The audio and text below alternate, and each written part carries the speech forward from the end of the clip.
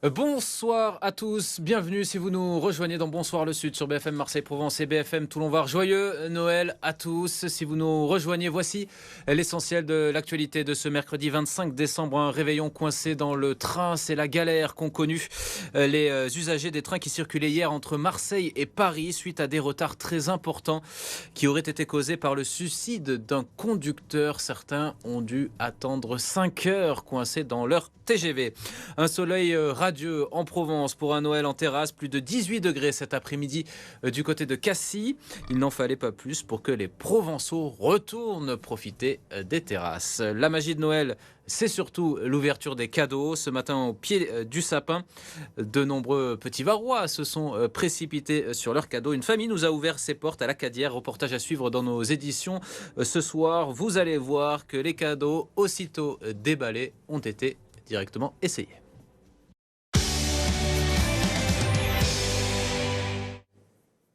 L'invité de Bonsoir le Sud, Jérémy Chaumoitre, merci beaucoup d'être avec nous. Merci. Vous êtes médecin généraliste à Traits, responsable d'un groupement de centres médicaux ouverts 7 sur 7, des centres médicaux provençaux qui sont fermés depuis maintenant 2 jours.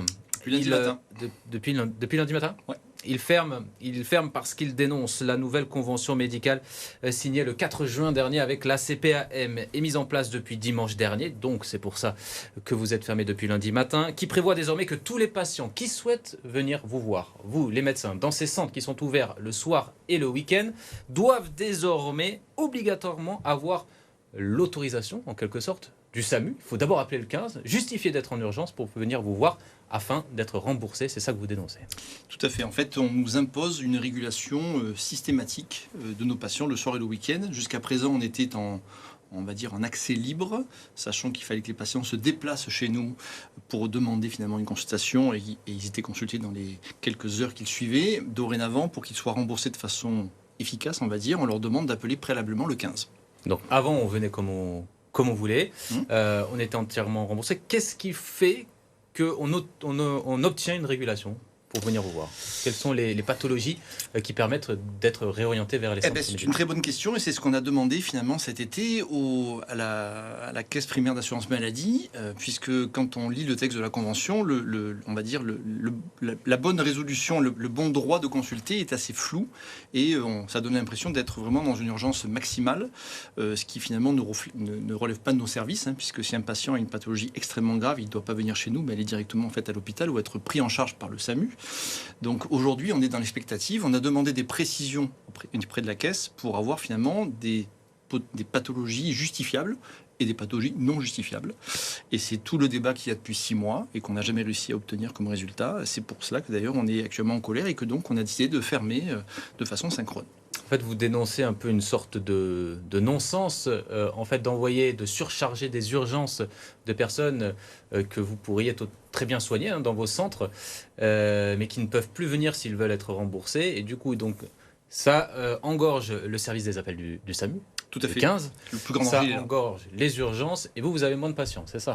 Alors, on aura moins de patients, ça c'est pas rien n'est fait. J'aurais tendance à dire, aujourd'hui, les patients qui viennent chez nous, il a été prouvé qu'en médecine de ville, un patient d'une pathologie similaire traité en ville ou à l'hôpital coûte largement moins cher à la ville qu'à l'hôpital.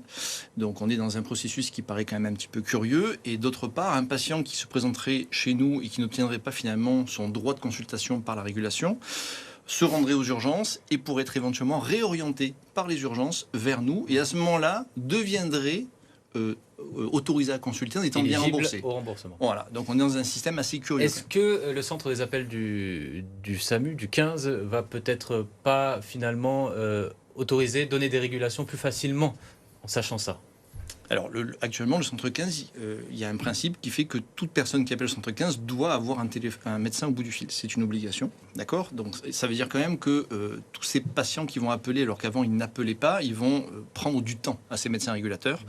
Et ce temps-là, il est précieux pour des pathologies où le temps est compté. Nous, nos patients, ce n'est pas des patients où le temps est compté. C'est des patients qui méritent des soins plutôt rapides pour éviter ne serait-ce que de se dégrader ou d'éviter éventuellement d'être incapable de travailler le lendemain ou le surlendemain. On a aussi quand même, il faut comprendre que nos patients, quand on les consulte et qu'on les prend en charge rapidement, on évite une complication par finalement retard de prise en charge. On évite éventuellement des processus d'arrêt de travail. Actuellement, on sait très bien que le surcoût de la santé est en grande partie lié à une explosion du nombre d'arrêts de travail. Quand un patient est vu un samedi après-midi, potentiellement, il ne sera peut-être pas arrêté pour le lundi, alors que si jamais il ne peut pas consulter le week-end, forcément, le lundi, il ne pourra pas travailler. Pourquoi la CPAM fait ça ? Il y a un fond logique, il y a un fond où actuellement il manque un critère de régulation de qui a le droit logiquement de consulter le soir et le week-end et qui n'a pas le droit. Sauf qu'on passe d'une situation où actuellement il n'y a pas de critère à une situation où le critère semble extrêmement incohérent.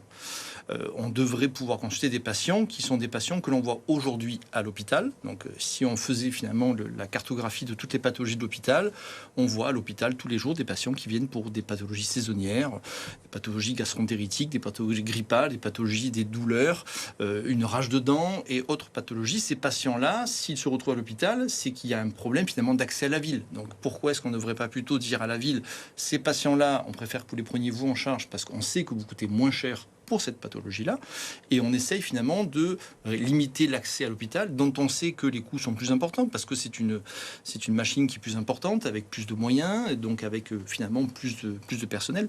Donc on est dans cette situation-là. Et le problème aujourd'hui, c'est le côté flou. C'est le côté non précis, on va dire. Il faudrait qu'il y ait une liste exhaustive des pathologies, peut-être, et c'est ce que d'ailleurs vous avez proposé. Tout à fait. Cette convention passée avec la CPAM a été aussi pour revaloriser les prix des consultations qui passent désormais à 30 €. C'est quand même une bonne nouvelle pour vous, vous l'expériez. C'est une très bonne nouvelle. Est-ce que fermer les centres... Là, du 23 décembre au 2 janvier, en pleine période des fêtes, alors qu'on sait que c'est une période où il y a moins de médecins, est-ce que ce n'est pas un risque de mettre les urgences et d'autres services dans une situation très compliquée ? Alors, malheureusement, oui.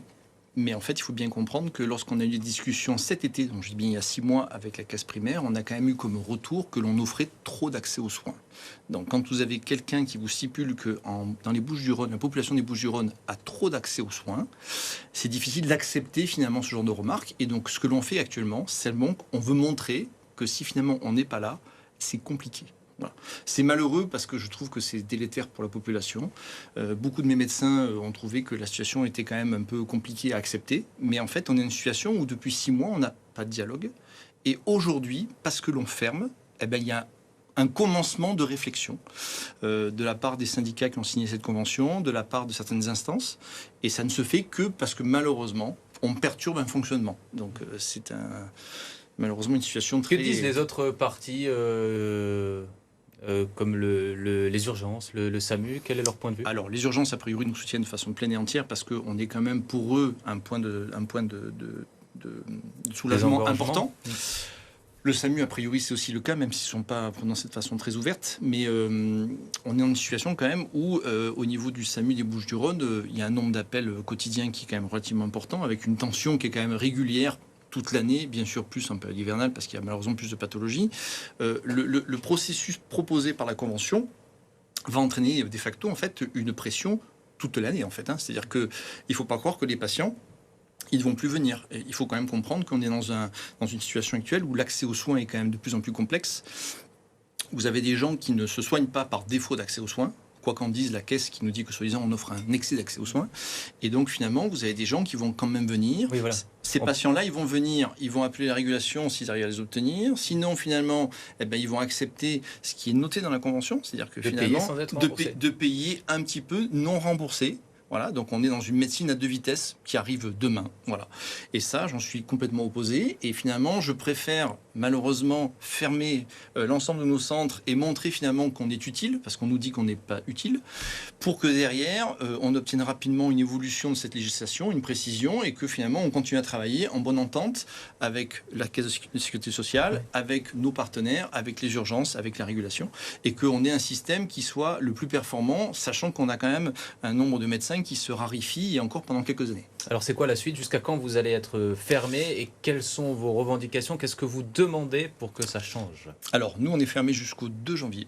On va reprendre le 3 janvier. Et quand on va reprendre, comme je pense que d'ici là, il ne va pas se passer grand-chose, on va demander à nos patients d'appeler le 15 quand ce sera le soir et le week-end. Donc, va se créer finalement un afflux d'appels. Et on l'a bien stipulé, mais bon, pour l'instant, on n'a pas eu de retour. Nous, ce qu'on veut, c'est de rapidement retourner à la table des négociations, d'essayer de trouver ce que l'on a proposé cet été, c'est-à-dire finalement des pathologies qui sont justifiables de principe, et donc nécessitant pas d'appeler le 15 pour venir consulter, et aussi des pathologies éventuellement qui ne mériteraient pas d'être vues le soir et le week-end, simplement pour protéger les médecins, parce qu'il faut quand même se dire qu'on vit dans un monde où il y a de plus en plus d'agressivité, parce que les gens sont pas très bien, parce que les gens ont un besoin de soins et que des fois ils ne comprennent pas qu'on leur refuse du soin. Donc il faut qu'on ait quelque chose sur lequel les médecins puissent s'appuyer. Il faut que dans nos salles d'attente, on puisse faire apparaître que telle ou telle pathologie n'est pas justifiable le soir et le week-end. On demande simplement de la précision. Là actuellement, on sait très bien que la caisse peut venir nous chercher, à nous et à nos patients, des indus, qu'on appelle, c'est-à-dire finalement venir réclamer des sommes qu'on aurait finalement fait payer à nos patients et donc potentiellement remboursées par la caisse, des mois, voire des années en retard. Donc finalement, il y a une forme un peu de gestion par la peur. Et je ne supporterai pas que mes médecins se sentent inquiétés en faisant leur travail, en acceptant de ne pas voir leur famille le soir, en faisant des journées le week-end de travail plutôt que d'être avec leur famille. Et donc, je veux qu'on ait des précisions. Donc, tant qu'on n'aura pas des précisions, on va faire ce que nous dit la Convention. Et donc, on va tout réguler. Mais tout réguler, ça veut dire une mise en danger du système global.